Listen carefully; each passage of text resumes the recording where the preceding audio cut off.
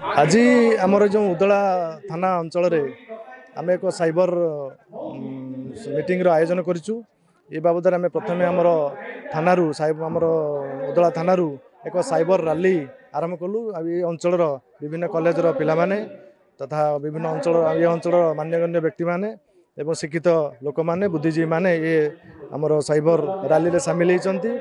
Eighty गोटे आम उदला college एक मीटिंग आयोजन करूँ। एमर जिलूर आमर additional SP Shri Deepak गुच्छाई sir, आमर श्री सविता माझी मैडम डीएसपी अजय सर एवं आमर chairman ex MLA Trinath Soren महोदय एवं अन्य मान्यगण्य व्यक्ति मान आयोजन होती। ये साइबर आयोजन को साइबर जो सभार आयोजन को से साफल्य कर सभार आयोजन कर मुख्य उद्देश्य हूँ साइबर अवेयरनेस मुख्य उद्देश्य हूँ जे वर्तमान आगुरी जो चिराचरित पथर विभिन्न सब क्राइम होता है साइबर क्राइम ताकू अधिक अतिक्रम करने को लगे।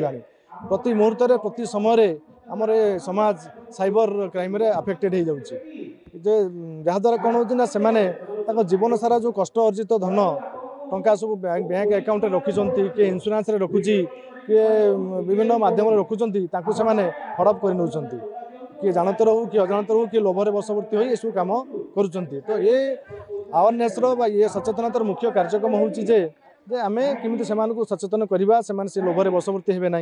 जदि फोन आसला कि देखिए चिंता करेंगे अजाणा कॉल को विश्वास करेंगे ना ओटीपी देवे ना यही व्यवस्था बारंबार आम सतर्क करूँ। विभिन्न सभा माध्यम विभिन्न ये माध्यम सभा कर सचेतन करूँ जहाद्वारा से जानिले घरे बंधु बांधव समस्त कहींपारे कहवा द्वारा कौन है धीरे धीरे आमर देश सचेतन होगले आम साइबर कबल मुक्ति पाइपर ये साइबर क्राइम कमिज। साइबर ठकई आजिकल जमी दिनक दिन बढ़ी चली आमर जो पारंपरिक ढंग से आगुरी जो क्राइम गुड़िक होता चोरी डकायत ताठू साइबर ठकी आजिकार समाज गोटे थ्रेट।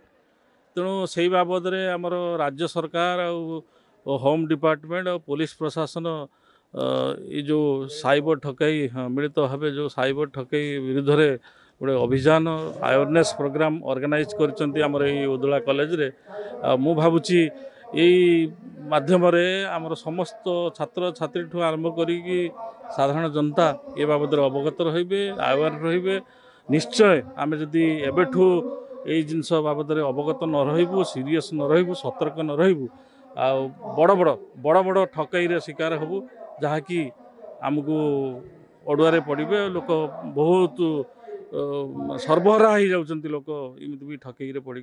तेणु मु भावुची अवेयरनेस प्रोग्राम जरिया लोक मान पाखे पहुँचबू लोक मैंने तत्परतार सहित या ग्रहण करेंगे ये साइबर ठकई वंचित रहे।